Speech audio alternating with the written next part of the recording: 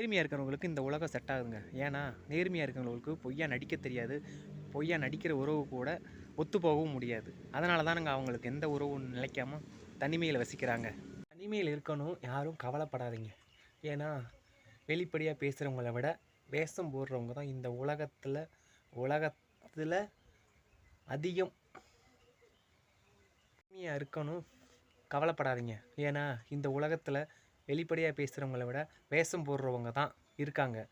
அதில் ஒரு சில பேர் நேர்மையாக இருக்கிறவங்க தனிமையில் இருக்கணும், வருத்தப்படாதீங்க, கவலைப்படாதீங்க. ஏன்னா நம்ம நேர்மையானவங்களுக்கு எங்கே போனாலுமே கஷ்டம்தான்.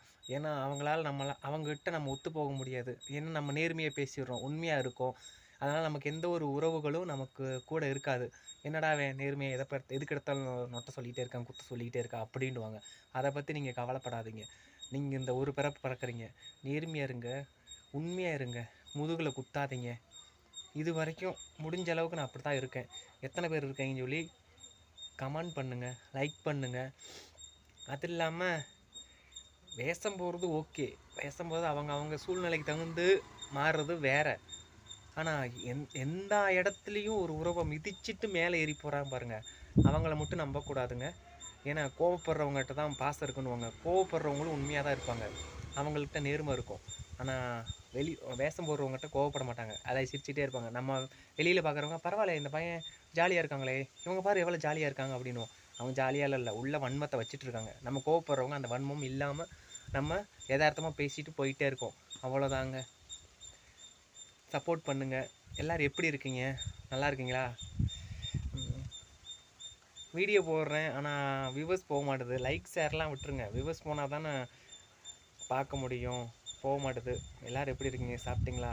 என்ன பண்ணிகிட்ருக்கீங்க?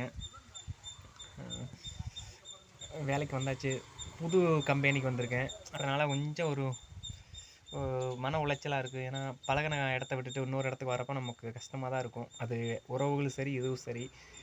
என்னை பொறுத்தவரை எப்பயுமே தனியாக தான் வேலைக்கு போவேன். அது ஒன்றும் பிரச்சனை இல்லை. தனிமையை நமக்கு நிரந்தரமாச்சு, நம்ம தான் நேர்மையாக இருக்கும்ல. அதனால் எல்லோரும் எப்படி இருக்கீங்க?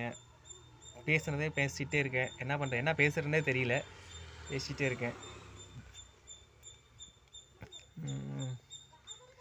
அப்புறம் என்ன பண்ணுறது, இந்த வீடியோ பண்ணுறதுக்குள்ளே ரோட்டில் எத்தனை பேர் போகிறாங்க. ரோட்டில் போகிறவங்கள பார்த்து நமக்கு நர்வஸாக இருக்கா, கூச்சப்பட்டுட்டு அப்படியே வீடியோ கட் பண்ணிடுறது. அதனால தான் அந்த எடிட் பண்ணுறப்ப அது தெரியும் உங்களுக்கு. அதை கண்டுக்காதீங்க. லைக் பண்ணுங்கள், ஷேர் பண்ணுங்கள், சேனலை சப்ஸ்கிரைப் பண்ணுங்கள். என்னால் முடிஞ்சது ஏதோ அவ்வளவுதான். எந்த ஒரு உறவையும் மதித்து பழகுங்க, மிதிக்காதீங்க, சரிங்களா? மிதிக்கிறது ஈஸியாக தான் இருக்கும், அந்த உறவு நமக்கு இல்லாத போது தான் தெரியும் மதிச்சிருக்கலாமோன்னு. பாய். பாருங்க.